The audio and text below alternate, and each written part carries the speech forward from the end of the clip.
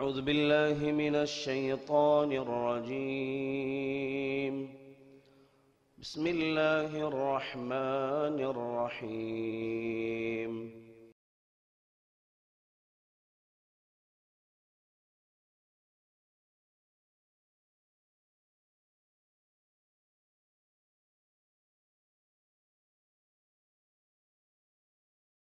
السلام عليكم ورحمة الله وبركاته.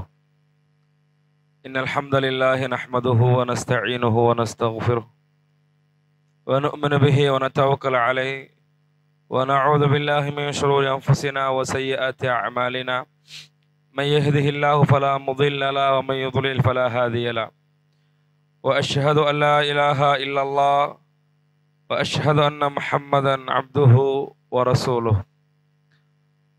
اللهم صل على محمد وسلم عليه تسليما كثيرا. وبعد، فقد قال الله تعالى في القرآن الكريم والفرقان المجيد: يا أيها الذين آمنوا اتقوا الله حق تقاته ولا تموتن إلا وأنتم مسلمون. يا أيها الناس اتقوا ربكم الذي خلقكم من نفس واحدة وخلق منها زوجها وبث منهما رجالا كثيرا ونساء، واتقوا الله الذي تساءلون به والأرحام إن الله كان عليكم رقيبا.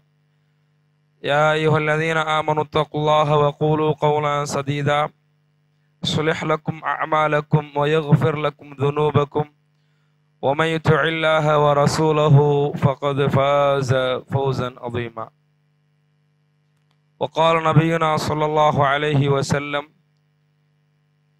التأني من الله والعجلة من الشيطان كما قال عليه الصلاة والسلام. அன்பார்ந்தவர்களே, அல்லாஹுடைய அளப்பெரும் கிருபையினால் நன்மைகளை வாரி தரக்கூடிய ஒரு மாதத்தை நாம் எல்லாம் அமர்ந்து கொண்டிருக்கிறோம். இந்த மாதம் பாவங்கள் என்ற பகுதி நம்மை விட்டு களையக்கூடிய ஒரு மாதம்.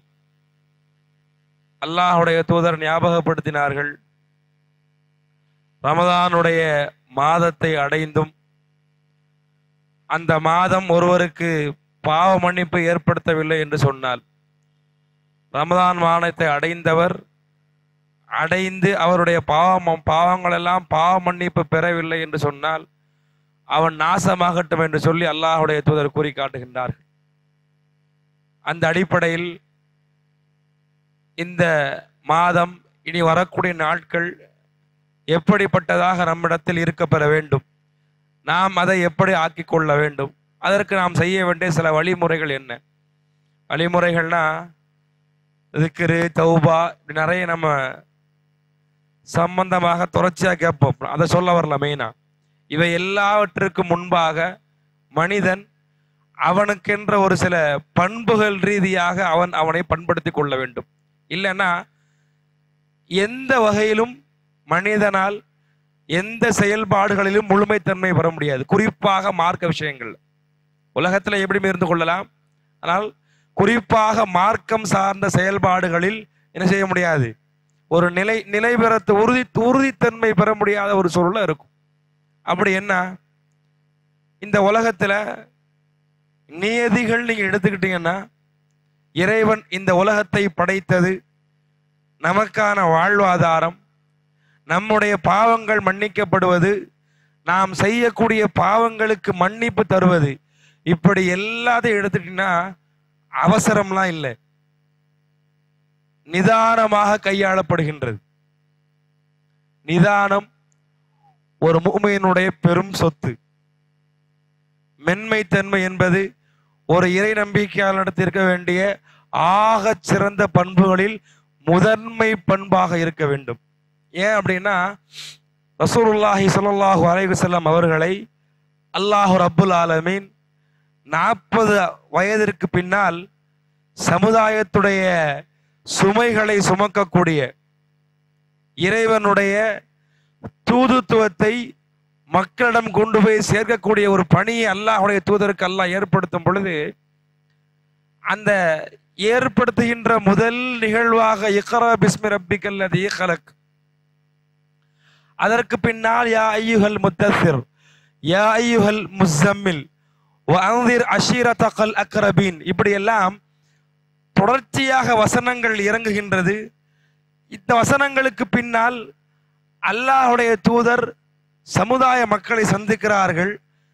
40 ஆண்டு காலங்களில் அவர்களை அஸ்ஸாதிக்காக அல்லமீனாக பார்த்தவர்களெல்லாம் பைத்தியக்காரன் என்றும் சூனியக்காரன் என்றும் குறிகார்னு சொல்லக்கூடிய சூழலில் அல்லாஹ் ரப்புல் ஆலமீன் ரசூல் ஸல்லல்லாஹு அலைஹி வஸல்லம் அவர்களை அல்லாஹ் பலப்படுத்துகின்றார், நிதானப்படுத்துகின்றார். நிதானத்தை அல்லாஹ் எப்படி ஏற்பாடு செய்து கொடுக்கிறான்? இந்த உலகத்தை படைக்கிறதுக்கு வஇதா கதா அம்ரன் ஃபஇன்னமா யகூலு லஹு குன் ஃபயகுன்.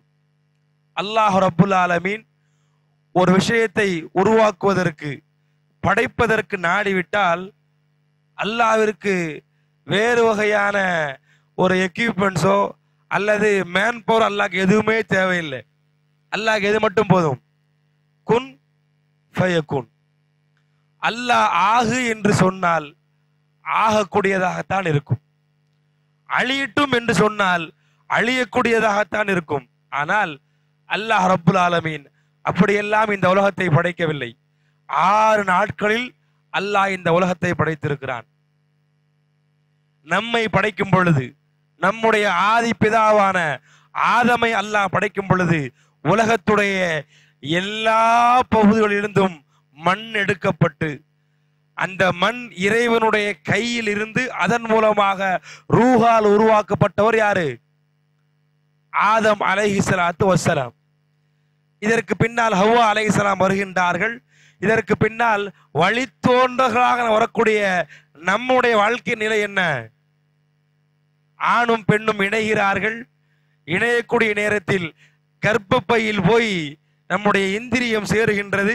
இதை அல்லாஹ் ரப்புல் ஆலமீன் 3 அடுக்காக முதல் 40 நாள் அல்லாஹ் பாதுகாத்து அதற்கு பின்னால் அதற்கு வெவ்வேறு உருவங்களும் அதற்கு வெவ்வேறு செயல்திறன்களும் கொடுக்கப்பட்டு 10 மாதங்களில் வெளியாகின்றது. இப்படித்தான் அல்லாஹ் ரப்புல் ஆலமீன் எல்லா வகையும் அல்லாஹ் நிதானமாக அல்லாஹ் அமைத்திருக்கிறான். இப்படி அமைத்த அல்லாஹ் ரப்புல் ஆலமீன் நம்மிடத்தில் அல்லாஹ் ஏற்படுத்துவதும் அல்லாஹ் விரும்புவதும் இதைத்தான், நிதானத்தை தான் அல்லாஹ் நம்மிடத்தில் விரும்புகின்றான். அத்தனீ மினல்லாஹ், நிதானம் இறைவனிடமிருந்து வரக்கூடிய அருளாகும். அது அல்லாஹ்விடமிருந்து வரக்கூடியது. வல் அஜலத்து மினஷ் ஷைத்தான், அவசரம் என்பது வேகம் என்பது ஷைத்தானிடமிருந்து என்று சொல்லி ரசூலுல்லாஹி ஸல்லல்லாஹு அலைஹி வஸல்லம் கூறி காட்டுகின்றார்.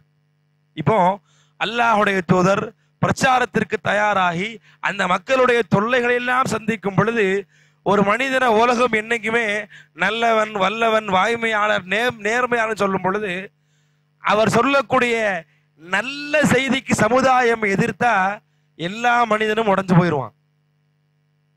ஒண்ணு இல்ல, ரமதான் மாதத்துல அன்றாட நிகழ்வை மட்டும் வச்சுங்க. கஞ்சி ஊத்தக்கூடியவர்,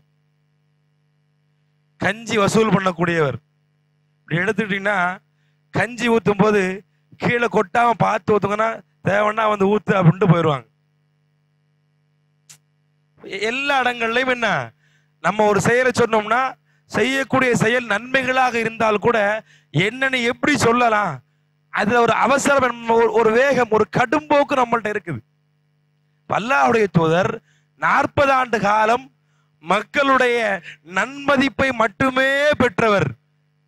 சிலைகளை வணங்காதீங்க, நிர்வாணமாக சிலைகளை வணங்காதீர்கள். படைத்தவன் அல்லாஹ் ஒருவன் தான், அவன்தான் வணங்க தகுதியானவன், அவன்தான் வாழ்வாதாரம் தருகிறான், அவன்தான் வியாபாரத்திற்குண்டான எல்லா ரஹ்மத்தையும் தருகின்றான், வாழ்க்கைக்குரிய எல்லா தேவையும் அவன்தான். அவனை நம்பி வாழக்கூடிய வாழ்க்கை வெற்றிக்குரிய வாழ்க்கையாக இருக்கும். அவனை நிராகரித்து வாழ்ந்தால் நரகம் என்ற செய்தியை சொன்னதற்காக வேண்டி அல்லாஹ்வுடைய தூதரை பைத்தியக்காரன் குறிகாரன் சொல்லுகின்றார்கள். இதற்கு அல்லாஹ் ரப்புல் ஆலமீன் ரசூல் ஸல்லல்லாஹு அலைஹி வஸல்லம் அவர்களை அல்லாஹ் எப்படி நிதானப்படுத்தினான், பண்படுத்த என்பதற்கு நாம் குர்ஆனில் படிக்க வேண்டிய நமக்கு தெரிந்த செய்திகள் தான்.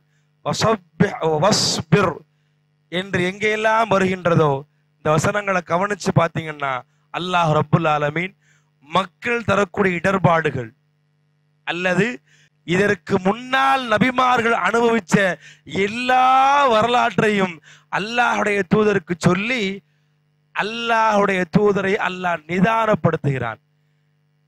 உங்களுக்கு தந்த அந்த பணி என்பது, சுமை என்பது கடினமானது தான். இந்த கடினமான பணியை சுமப்பதற்கு என்ன தேவை? நிதானம் தேவை.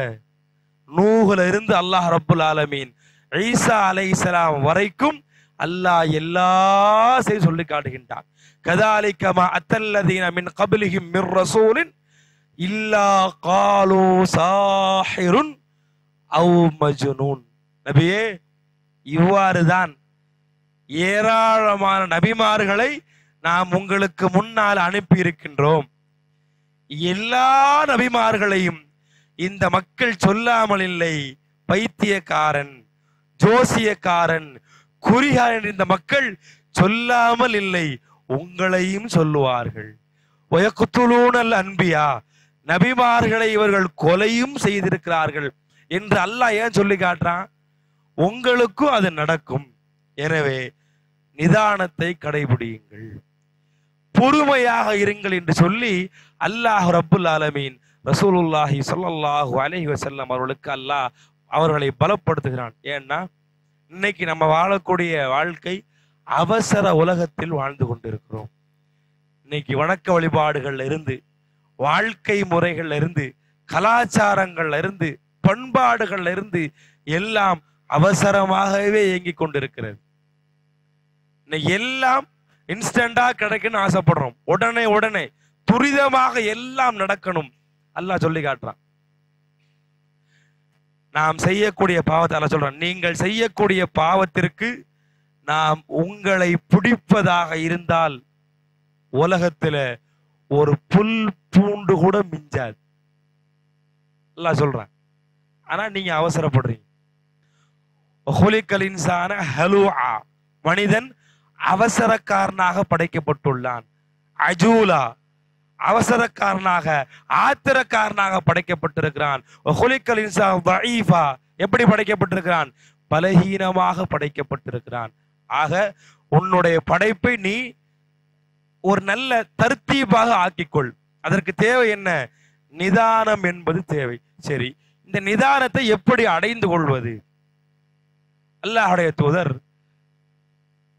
சஹாபாக்களுக்கு சில துவாக்கள், நிறைய துவாக்களை சொல்லி தராங்க. அதுல சில துவாக்கள் சில பிரத்யேகமா சொல்லி கொடுக்குறாங்க. அதுல ஒரு 3 சீசுர ஞாபகப்படுத்துறாங்க. ஒமை யஸ்தக்னி யுக்னியஹுல்லாஹ், யார் அல்லாஹ்விடத்தில் தன்னிறைவை கேட்கிறாரோ அவருக்கு அல்லாஹ் தன்னிறைவை ஏற்படுத்தி கொடுக்கிறான். யார் அல்லாஹ்விடத்தில் பத்தினித்தனமான வாழ்க்கையை, பேணுதலான வாழ்க்கை யார் கேட்கின்றார்களோ அவர்களுக்கு அல்லாஹ் பேணுதலான வாழ்க்கை அல்லாஹ் தருகிறான். யார் அல்லாஹ்விடத்தில் பொறுமையை கேட்கின்றார்களோ அவர்களுக்கு அல்லாஹ் பொறுமையை கொடுக்கிறான். சொல்லிட்டு புகாரில் வரக்கூடிய செய்தி சொல்லிட்டு அல்லாஹ்வுடைய தூதர் சொல்றாங்க, இந்த உலகத்தில் மனிதனுக்கு வழங்கப்படக்கூடிய அருள்களிலேயே, நிஅமத்துகளிலேயே விசாலமானது அஸ்ஸபுர், பொறுமைதான் என்று சொல்லி அல்லாஹ்வுடைய தூதர் சொல்லி காட்டுகிறார். ரசூல் ஸல்லல்லாஹு அலைஹி வஸல்லம் அவங்களை பார்க்கிறதுக்கு ஒரு கூட்டத்தார் என்ன செய்யறாங்க? ரசூலுல்லாஹ் மதீனாவுக்கு வந்த உடனே அவங்கள பார்க்கறதுக்கு ஒட்டகத்துல புழுதி பறக்க வேகமா என்ன செய்யறாங்க? ரசூலுல்லாஹ் பார்க்கறதுக்கு அவங்க ரசூலுல்லாஹ்வுடைய அந்த வருகை, ரசூலுல்லாஹ் பார்ப்பதற்கு மிகப்பெரிய ஆர்வமும் ஆசையோட வர்றாங்க. அந்த பயணத்துல வந்தா பாலைவன பயணம் எல்லாருக்கும் தெரியும். இன்னைக்குதான் பிளைட்டு, கார் வசதியா இருக்கு. அன்னைக்கு என்ன? ஒட்டகம் தான். ஒட்டகம் வேகமா மண்ணை அப்படி காலை அடிச்சு போனா புழுதி பறக்கும். அப்படி புழுதி பறந்து தலைவரி கோலத்தோட ட்ரெஸ் எல்லாம் அந்த மண்ணோட என்ன செய்யறாங்க? எல்லாரும் வந்து பார்க்க வர்றாங்க. அதுல அந்த கூட்டத்துடைய தலைவர் மட்டும், வந்தவங்க எல்லாம் ஒட்டத்தை அப்படி விட்டுட்டாங்க. தலைவர் மட்டும் என்ன பண்றாரு? வந்த வாகனத்தை, ஒட்டகத்தை அழகா கட்டி போடுறாரு. தூசிய மண்ணை எல்லாம் சரி பண்ணிட்டு தலைவிரி கோலத்தை தலையை சீவுறார். சீவிட்டு ட்ரெஸ்ஸையெல்லாம் அழகாக போட்டுட்டு ரசூலுல்லாஹ் சந்திக்க வருகின்றார். அப்ப அல்லாஹ்வுடைய தூதர் அவர்கிட்ட சொன்னாங்க, யுஹிப்புஹுமுல்லாஹ், அல்லாஹ் ரப்புல் ஆலமீன் நீங்கள் செய்த உங்களிடம் உள்ள அந்த 2 விஷயத்தை அல்லாஹ் விரும்புகிறான். அல் அனாத் வல் ஹில்ம், நிதானம் பொறுமை. நிதானம் பொறுமை என்பதை அல்லாஹ் விரும்புகிறான். இன்னைக்கு நம்ம வாழ்க்கையில இந்த பண்புகள்லாம் விரும்பப்படக்கூடிய இடத்துக்கு இருக்குதான்னு பாருங்க. ஏன்னா நம்மள்ட்ட சில ஹதீஸ்களை வச்சு இறை நம்பிக்கை அதன் ஊடாக வரக்கூடிய இந்த நிதானம் இருக்கா இல்லையா என்பதை நம்ம தெரிந்து கொள்ள வேண்டும். அல்லாஹ்வுடைய தூதர் ரசூலுல்லாஹி ஸல்லல்லாஹு அலைஹி வஸல்லம் அவங்க சஹாபாக்களை உருவாக்கிய விதம் உண்மையிலேயே அது மிகப்பெரிய அந்த நிதானம் பொறுமை என்ற இந்த பண்புகளோட ஒரு 23 ஆண்டு காலம் இறை தூதர் வாழ்ந்து காட்டிய வாழ்வியல் முறை அந்த மக்களுக்கு மிகப்பெரிய மாற்றங்களை ஏற்படுத்தி கொடுத்துச்சு.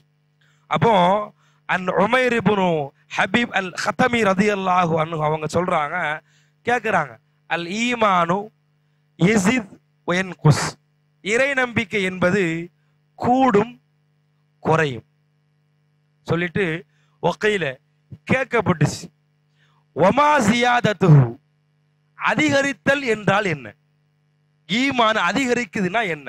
கால இதா ذكرنல்லாஹ அஸ்ஸ வஜல், நாம் உயர்ந்தோனாகிய கண்ணியத்திற்குரிய அல்லாஹை நாம் ذிக்ர் செய்வது, வஹமித்னாஹு, நாம் அவனை புகழ்வது, வஸப்பஹ்னாஹு, நாம் அல்லாஹ்வை துதிபாடுவது. இதுதான் இறை நம்பிக்கையினுடைய கூடுதல். நம்மளோட நம்பிக்கை அதிகரிக்குது, ஈமான் பலமா இருக்குது, ஈமானுடைய தன்மை உறுதியா இருக்கிறதுக்கு அர்த்தம் என்ன?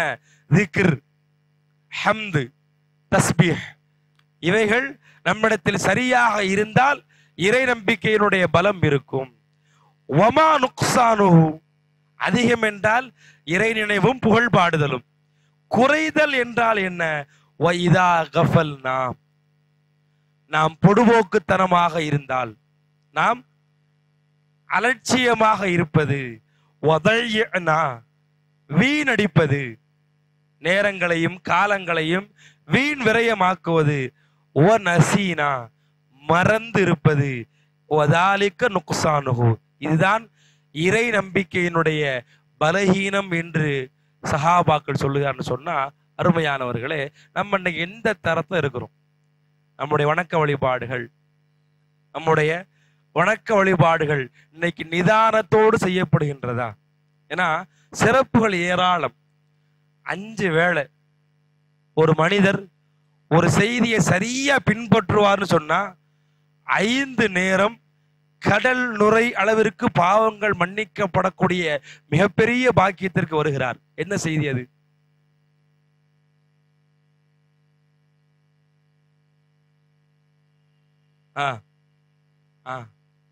இது ஹதீஸும் சிறப்பும். இடத்துக்கு எப்ப உள்ள வர்றது?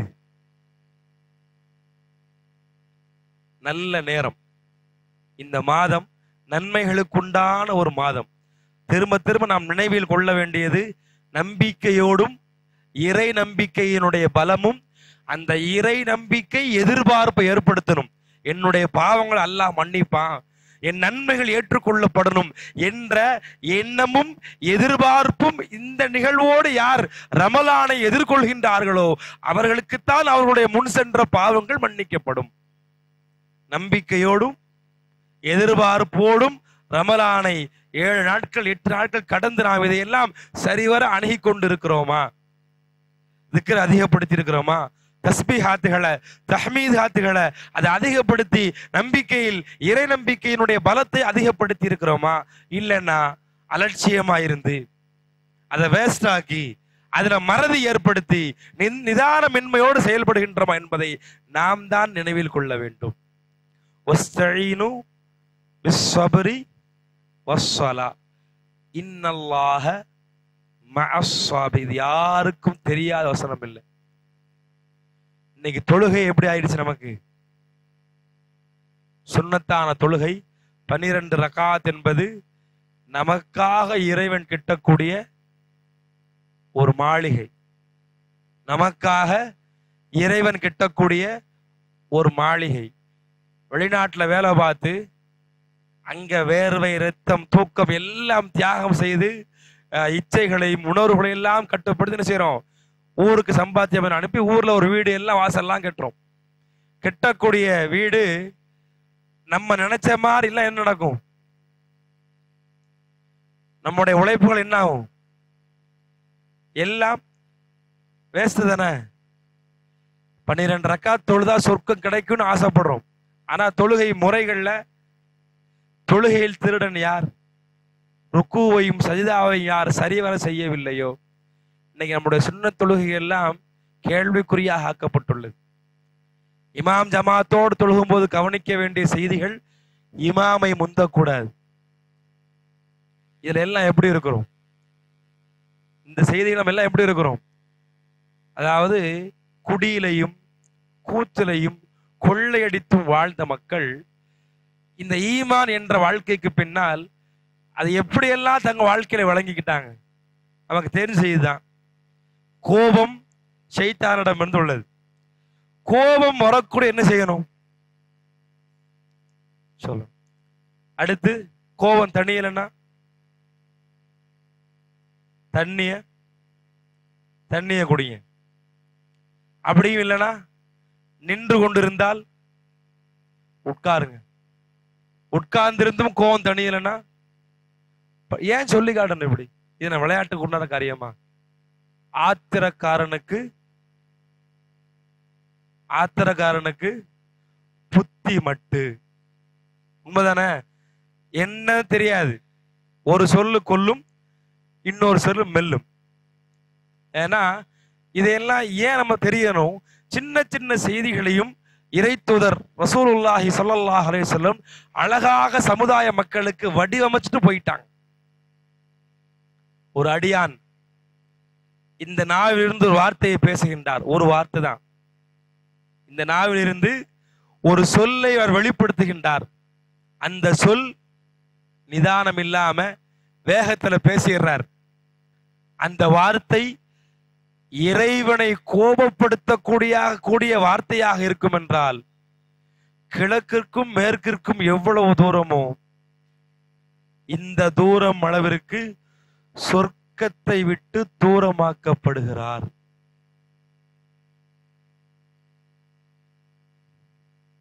நம்ம யோசிச்சு பார்க்கணும்னா நம்ம ஒரு நாள்ல நம்ம எவ்வளவு வார்த்தைகளை வாயிலிருந்து கொண்டு வரோம். அந்த வார்த்தைகள்ல எது முந்துது எது பிந்துது? நம்ம யாரையாவது காயப்படுத்திருக்கோமா? யாருடைய உணர்வுகளையாவது சீண்டிருக்கோமா? இதெல்லாம் கவனிச்சு பார்க்கக்கூடிய இடத்துல இருக்கிறோம். வணக்க வழிபாடுகளுடைய பகுதி நமக்கும் அல்லாஹ்விற்கும் உண்டானது. அதில் நாம் செய்யக்கூடிய காரியங்களில் ஏற்ற இறக்கங்கள், சில தவறுதல்கள், சில குறைபாடுகள், இவைகளில் அல்லாஹ் ரப்புல் ஆலமீன் அவனுடைய ரஹ்மத்தை கூட என்ன பண்ணிடுவான்? அது அல்லாஹ் சொர்க்கத்துக்கு நம்ம அனுப்பிச்சிருவான். குறைஞ்சபட்சம் அது இல்லாட்டியும் லா இலாஹா இல்லல்லாஹ் என்ற கலிமா சொன்னவர் இணை வைப்பு இல்லாமல் இருந்தால் வேதனைக்கு பின்னால் எங்க போயிடுவாரு? சொர்க்கம் போயிடுவார். ஆனால் மனிதனுக்கு செய்த துரோகங்களும் பேசிய வார்த்தைகளும் நோகடித்த உணர்வுகளும் இதுல என்ன செய்ய முடியாது? இதுல யாரும் தப்பிக்க முடியாது. உலகத்தை அவர் மன்னிச்சாதான் நாளை என்னுடைய கேள்வி கணக்கு எனக்கு இலகுவா அமையும். இறைவனுக்கும் எனக்கும் உண்டான எல்லா காரியங்களும் தீர்க்கப்படும் பொழுது, சொர்க்கவாதி என்று தயார்படுத்தப்படும் பொழுது, சொர்க்கத்திற்குண்டான அந்த இமிகிரேஷன் கார்டு கையில கொடுக்கப்படும் பொழுது ஒரு தடை ஏற்படும். அந்த அடியான் சொல்ற வார்த்தையே ஷத்தமணி ஹாதா, திட்டினான், ஏசினான், அடித்தான், பேசினான், புடுங்கினான், சுரண்டினான், இப்படி சொல்லி நாம் மலை போல் குமித்த அமல்கள் எல்லாம் அவருக்கு நன்மையாக கொடுக்கப்பட்டு நன்மைகள் இல்லாமல் போகும் பொழுது அவருடைய பாவத்தை இங்கு சுமத்தப்பட்டு நரகம் தூக்கி எறியப்படக்கூடிய சூழல் உருவாகுவதை விட்டு அல்லாஹ் நம்மை பாதுகாக்க வேண்டும் என்று சொன்னால் நிதானத்தை கடைபிடிக்கக்கூடியவர் நம்ம மாற வேண்டும். சரி, தொழுகையாளிகளாக இருக்கிறவங்க கவனிக்க வேண்டிய முக்கியமான பண்புகள். وَإِذَا مَسَّهُ الشَّرُّ جَزُوعًا وَإِذَا مَسَّهُ الْخَيْرُ مَنُوعًا. அடுத்து சொல்லுங்க, சத்தமா சொல்லுங்க. இல்லல் முஸல்லீன். எவ்வளவு அற்புதமான வார்த்தைகள்னு பாருங்க. வஸ்தஈனு பிஸ்ஸப்ரி வஸ்ஸலா. பொறுமையை கொண்டும் தொழுகையை கொண்டும் அல்லாஹ்விடத்தில் உதவி தேடுங்கள். இஸ்லாமிய வரலாற்றுல ரசூலுல்லாஹ்வுடைய வாழ்க்கையில சந்தோஷத்திலும் கஷ்டத்திலும் கடுமையான இக்கட்டான சூழலிலும் இறைத்தூதருடைய வாழ்க்கை நமக்கு நடத்திய பாடம் நிதானமாக பத்ருடைய களமாக இருந்தாலும் தாயிஃபுடைய செய்திகளாக இருந்தாலும் இப்படி நீங்க எதை படிச்சு பார்த்தாலும் உதவியா உடன்படிக்கையாக இருந்தாலும் இப்படி எதை படிச்சு பார்த்தாலும் நிதானம். அங்கு தொழுகையை கொண்டு உதவி தேடப்படுகின்றது. இருகரம் ஏந்தி அல்லாஹ்விடத்தில் பொறுமையாக கையேந்தப்பட்டு அந்த செயல்பாடுகள் பின்னால் அற்புதமாக சமுதாயம் பயன்பெறக்கூடிய வகை அங்கு ஏற்படுத்தப்படுகிற சொன்னா அந்த வழிமுறையைத்தான் நம்மை அல்லாஹ் பின்பற்ற சொல்லுகின்றார். ஏதாவது ஒரு தீங்கு ஏற்பட்டால் மனிதன் படவெடுக்கிறான். ஜஸூஆ, அப்படியே அவனுக்கு வெடவெடுத்து போயிடறான், கைகாலெல்லாம் பதறுது. நன்மைன்னு வந்தா யாருக்கும் கொடுக்க மாட்டேன், கேடு வந்தா பதறான், அருள் வந்தான்னு செய்யறாரு, நம்மளை விட்டு போயிருமோன்னு பாதுகாக்கிறாரு, தடுத்து வைக்கிறாரு. இல்லல் முஸல்லீன், தொழுகையாளிகளை தவிர. தொழுகையாளிகளுக்கு இந்த ரெண்டும் இருக்காது. பதட்டப்படவும் மாட்டாங்க, எது வந்தாலும் செய்ய மாட்டாங்க, பதட்டப்பட மாட்டாங்க. ஏன்? பொறுமையா அல்லாஹ்ட்ட கேட்பாங்க. தந்தவன் தான் எடுத்தான், தந்தவன் தான் எடுத்தான். உண்மையிலேயே ரசூல் ஸல்லல்லாஹு அலைஹி வஸல்லம் அவர்களுடைய வாழ்க்கையை நம்ம படிச்சோம்னா நிதானம் என்ற பகுதியில ஏராளமான செய்தி சொல்லலாம். உச்சகட்டமான 2 செய்தி சொல்லி முடிச்சிடறேன் இன்ஷா அல்லாஹ். உச்சகட்டமான செய்தி, ஒரு மனிதர் உயர் இடத்துல இருக்கும் பொழுது பதவிகளாலும் பட்டங்களாலும் நற்பெயர்களாலும் இப்படி இருக்கக்கூடிய நம்ம ஊர்ல ஒரு கவுன்சிலர் எடுத்துக்கங்க, அல்லது நம்ம ஊருக்குண்டான ஒரு தலைவர் எடுத்துக்கங்க. தலைவருடைய மனைவியை பத்தி ஒரு தவறு சொல்லப்படும் பொழுது தலைவர் இன்னைக்கு கொதிக்காரில் யார் கொதிச்சிருவா? தொண்டர்கள் கொதிச்சிருவாங்க. 1 மாத காலம் அன்னை ஆயிஷா ரலியல்லாஹு அன்ஹா உம்முல் மூமின், நம்முடைய தாய், அவங்கள அப்படி என்ன சொல்லப்படுது? அவதூறு சொல்லப்படுது. இது இப்படி ரசூல் ஸல்லல்லாஹு அவங்கள புரிஞ்சாலே நம்ம புரிய வேண்டியது என்ன? நம்ம எல்லாம் ஒண்ணு இல்லை. அஷத்துன் நாசி பலாஅன் அல் அன்பியா, மனிதர்களில் கடுமையாக சோதிக்கப்படுவோர் யாருதான்? நபிமார்கள். பிறகு சாலிஹூன், நம்ம அந்த லிஸ்ட்ல வர வேண்டாமா? நல்லடியார்கள். என்னுடைய நல்லடியார்களுக்கு நான் சொர்க்கத்தை தயார்படுத்தி வைத்திருக்கிறேன் என்று நினைச்சுக்குங்க. சொல்றாங்க, நபிமார்கள் தான் கடுமையாக சோதிக்கப்படுவார்கள். அதற்கு பின்னால் யாரு இல்லைன்னு அர்த்தம் இல்ல, அதற்கு பின்னால் நல்லடியார்கள். இந்த நல்லடியார்களுக்கு தான் என்ன வந்தாலும் நிதானமா இருப்பாங்க. இந்த சோதனையே அழகானது. ஏன்னா மனிதன் அவனுடைய இறை நம்பிக்கைக்கு ஏற்றால் போலத்தான் சோதிக்கப்படுகிறான். ஜன்னத்துல் ஃபிர்தௌஸ யார் ஆசைப்பட்டாலும் சரி,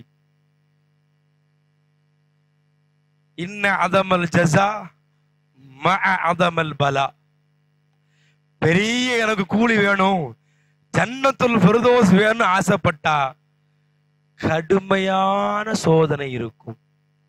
அதான் இந்த ஹதீஸ். பெரிய கூலி யார் எதிர்பார்க்கிறாங்களோ அவங்க பெரிய சோதனைக்கு வந்துதான் ஆகணும்.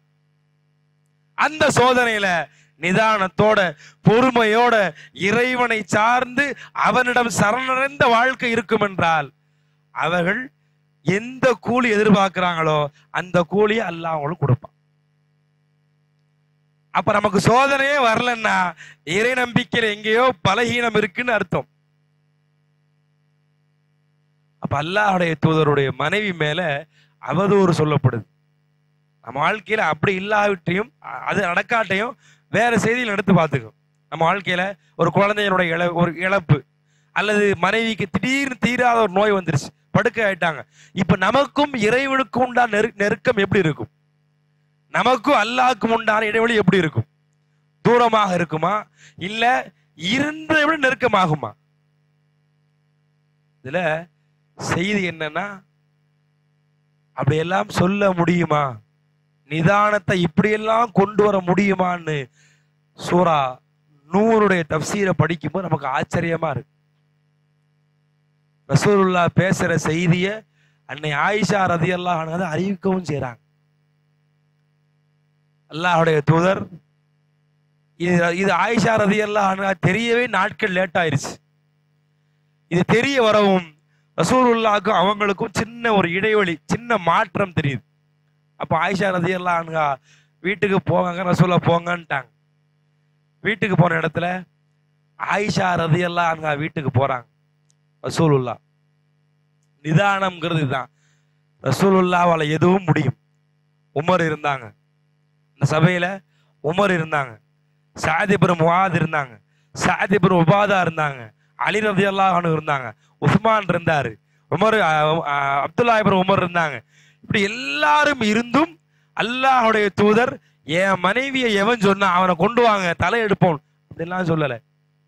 வமா யன்திகு அனில் ஹவா இன் ஹுவ இல்லா வஹ்யு யூஹா. இதுதான் அல்லாஹ்வுடைய தூதர்.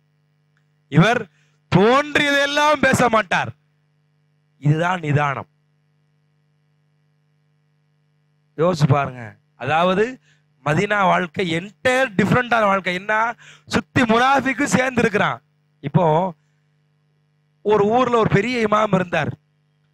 இவர் ஒரு தவறுல மாட்டினார்னா எந்த பள்ளியிலையாவது அவரு தொழுக போக முடியுமா? முதல்ல என்ன நடக்கும்?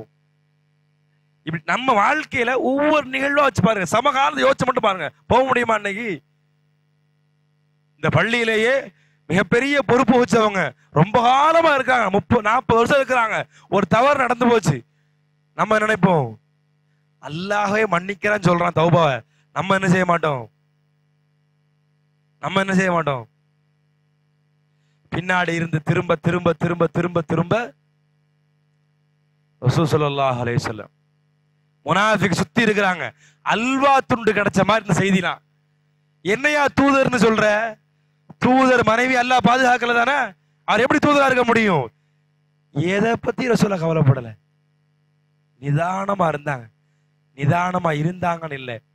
அபூபக்கர் ரலியல்லாஹு வீட்டுக்கு போறாங்க, மாமனார் வீட்டுக்கு மனைவி வீட்டுக்கு போறாங்க. போய் ஆயிஷாவே, தவறு செய்திருந்தால் அல்லாஹ்விடத்தில் தௌபா தேடிக்கொள்ளுங்கள். இதெல்லாம் சொல்ல முடியுமா இன்னைக்கு நம்மளால? யோசிச்சு பாருங்க. அப்ப இறை நம்பிக்கையினுடைய பலம் தான். ஏன்னா ரசூலுல்லாஹ்வுடைய வாழ்க்கையில திக்ர் இருந்துச்சு, துஆ இருந்துச்சு, தஸ்பீஹ் இருந்துச்சு, தத்கீராத் இருந்துச்சு. எல்லா நிலையிலும் அல்லாஹ்வுடைய தூதர் எதிலிருந்தும் தன்னுடைய கஷ்டத்திற்கு வேறு மருந்து எதுவுமே தேடல, அல்லாஹ்வைத்தான் தேடினாங்க. நம்மள மாதிரிலாம் கிடையாது. நமக்கு தொழுகைக்கு தான் பள்ளிவாசல், ஞாயிற்றுக்கிழமை ஜும்மானாதான் பயான். ரசூலுல்லாஹ் அப்படி இல்ல. சமுதாயத்தை பற்றி கவலைப்பட்டவர். தன்னுடைய பிள்ளையினுடைய இறப்பில் கூட நிதானமாக பேசியவர். எவருடைய இறப்பிற்கும் எவருடைய பிறப்பிற்கும் கிரகணங்கள் பாதிப்பது கிடையாது. எங்க பேசுறாரு? எங்க சொல்ல பேசுறாங்க? தன்னுடைய மகனுடைய மௌத்துல பேசுறாங்க. நம்ம பேசுவோமா? அன்னைக்கு நிதானம் நம்ம இழந்துருவோம். அல்லாஹ் என் பிள்ளை எடுத்துட்டான், அல்லாஹ் என்ன சோதிக்கிறான்னு சொல்லி சாதாரணமாக நம்பிக்கை சில நேரங்கள்ல பலகீனம் என்ற பகுதி நம்மள்ட்ட இருக்குது. நம்மளால பேச முடியுமா இப்படி எல்லாம்? சொல்றாங்க, ஆயிஷாவே தவறு செய்திருந்தால் தௌபா தேடிக்கொள்ளுங்கள். அதுக்கு முந்து வரைக்கும் ஆயிஷா ரலியல்லாஹு அன்ஹா விடிய விடிய அழுதாங்க.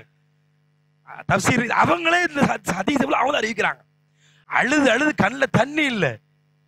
ரசூலுல்லாஹ் தௌபா தேடிக்குங்கள் சொன்ன உடனே கண்ணை திறச்சிட்டாங்க. இனி அழுக மாட்டேன். ஏன்? நீங்க யாரு நம்பல, இதற்கு பதில் யார் தருவா? அல்லாஹ் தருவான். இன்னும் படிக்கிறோம் இந்த நிதானத்திற்கு. ஆயிஷா ரலியல்லாஹு அன்ஹா எதை பாருங்க, ரசூலுல்லாஹ்வுடைய நிதான பகுதி.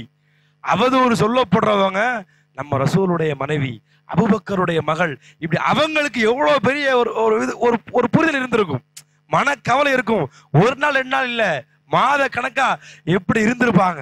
ரசூலுடைய மனைவி அபூபக்கர் இந்த உம்மத்தில் அல்லாஹ்வுடைய தூதருக்கு பிறகு ஒரு சிறந்த மனிதன் சொல்லி அல்லாஹ்வுடைய தூதர் சிறப்பை சொன்ன, சொர்க்கத்துல எல்லா வாசல்களும் திறக்கப்படக்கூடிய ஒரு முதல் மனிதர் யாருதான்?